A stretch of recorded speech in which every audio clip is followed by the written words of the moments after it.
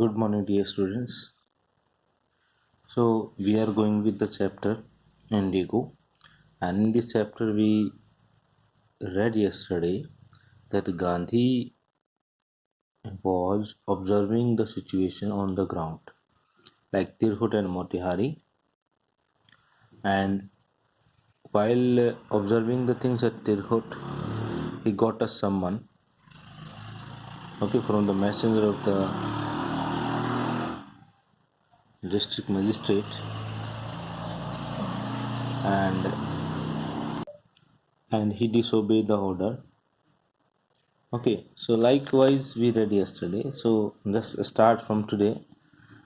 Uh, Morning found the town of Motihari back with pigeons.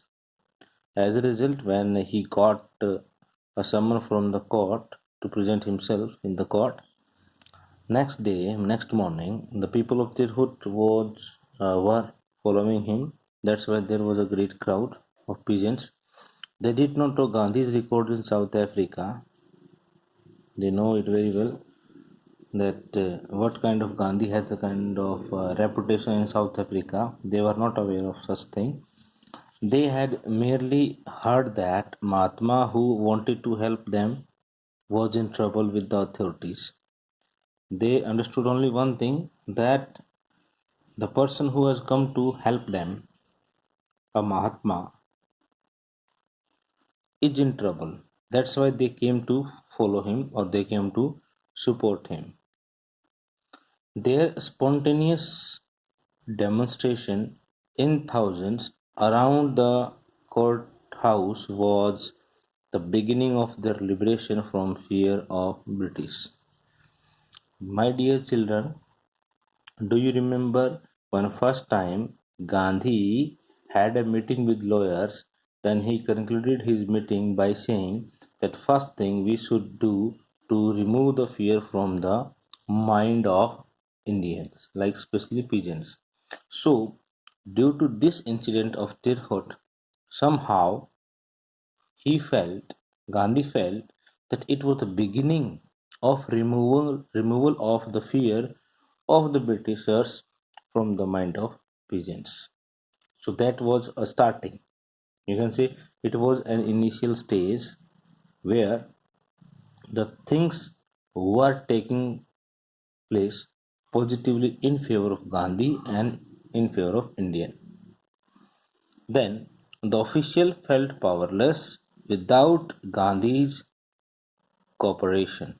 There was a great crowd, and it was very helpless point for the Britishers to control that point, to control that crowd without the help of Gandhi or the cooperation of Gandhi.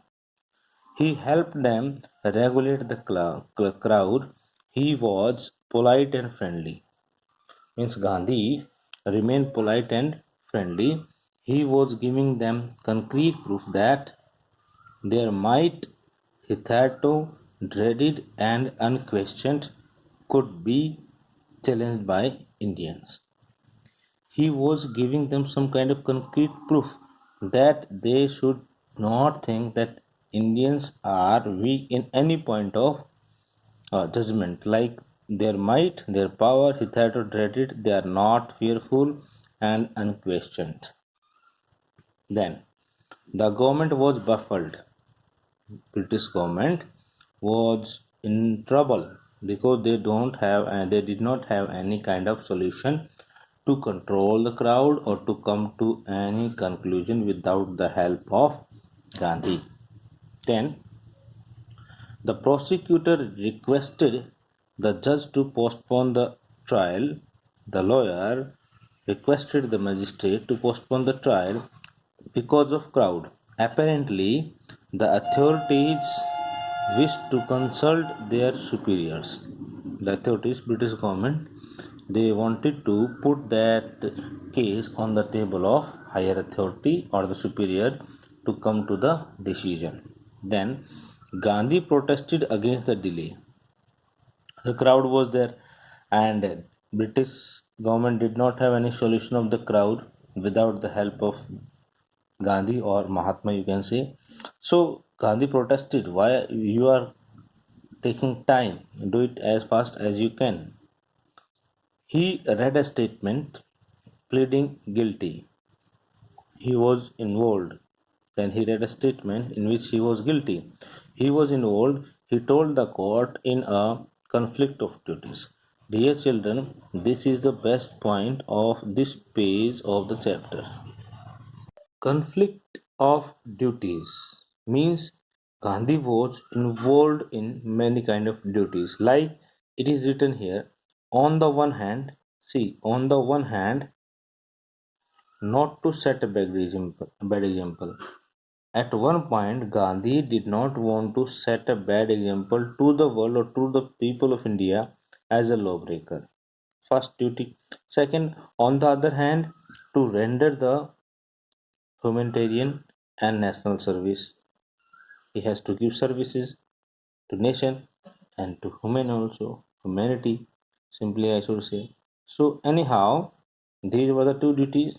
Then for which he had come. He had come to Champaran for what? He had come to Champaran to do his national service, service to nation, and to service to peasants or some service to humanity. Then he disregarded the order to leave.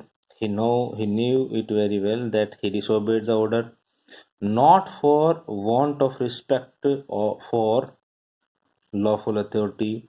He disobeyed the order not for getting the attention of authority, but in obedience to the higher law of our being, the voice of conscience.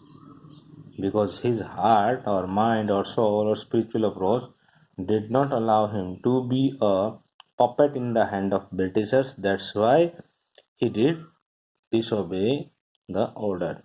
Then he asked the due penalty due because he disobeyed the order. That's why he has to pay some kind of fee also, penalty also. That was so. All these things were conflict of duties. First, he did not want to set a bad example of lawbreaker. Second, second one, this one, he had come here for national service and humanity. Third one, he disobeyed the order not for getting attention of authority, but to do whatever he wanted. So these were the 4 5 duties in which we can call conflict of duties. Then the magistrate announced that he would pronounce sentence after a 2 hour recess. Now case was not started because of the crowd, and next thing the magistrate announced 120 minutes or 2 hours recess and asked Gandhi to furnish bail for those 120 minutes. For 2 hours, the court was on recess time, and the magistrate asked Gandhi to present proof for uh, bail for 120 minutes.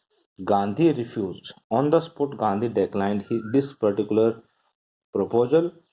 The judge released him without bail, and by understanding the situation of present time, the magistrate took a right decision and he released Gandhi without any bail.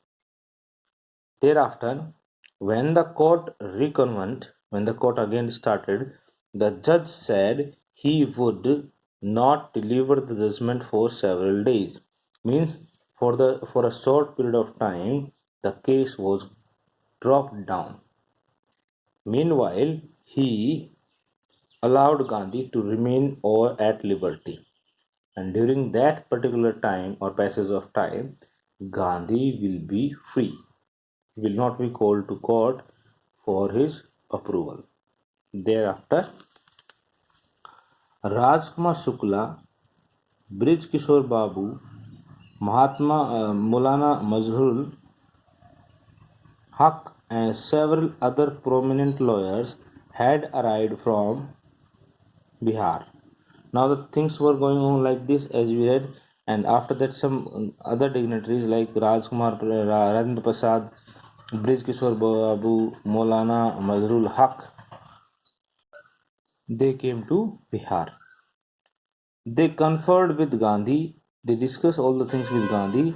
What would they do if he was sentenced to prison? Now, the best question arises.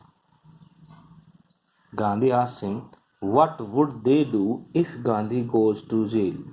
Gandhi got a decision from the British government to be sent to jail.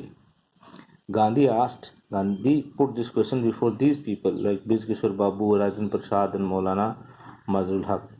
Why the senior lawyer replied? Why the senior lawyer replied? They had come to advise and help him. If he went to jail, there would be nobody to advise and they would go home. A very pathetic answer, you can say, they give, and they told Gandhi, the senior lawyer especially, told him that you have come to advise them, or you have come to lead the campaign or movement. If you went to jail, then there would be nobody to guide us and we will go to our home. It means what? It means things will not take place in favor of Indian peasants. So this is a simple question and the answer was very terrible.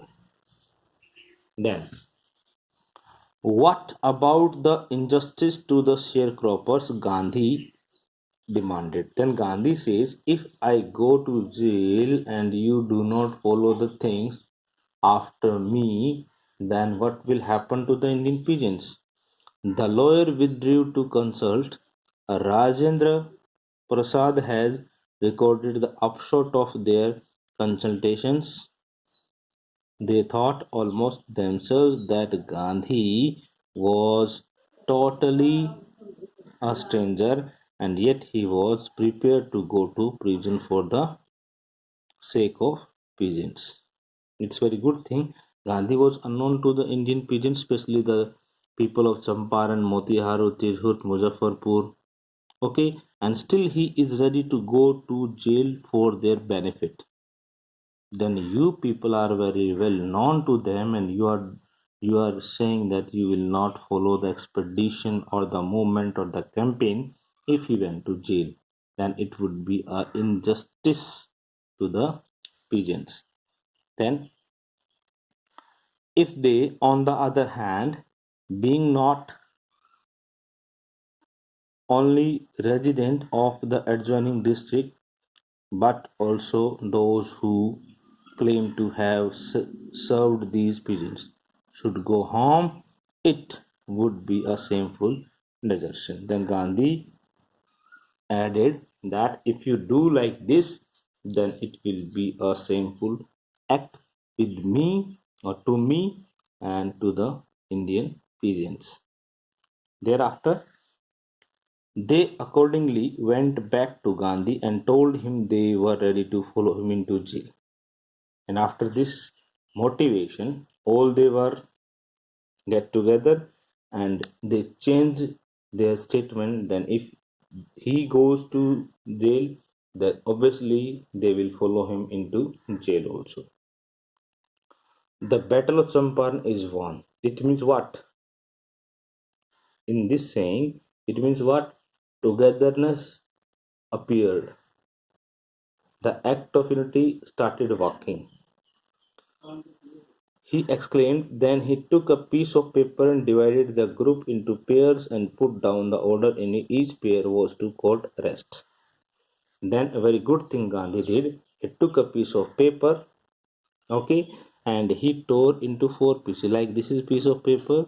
He tore into four pieces like this, okay, and one time like A, B, C, D. So four pieces were there. In one time, one group, the team was divided in four groups. In one time, one group will go to jail. Like first one A, then three will be working behind them.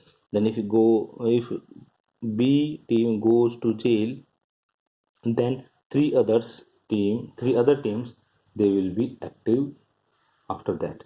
So likewise, Gandhi started his working. So for today, that's all, my dear students. We will continue with the chapter. Read it out, understand it. Have a good day. Thank you.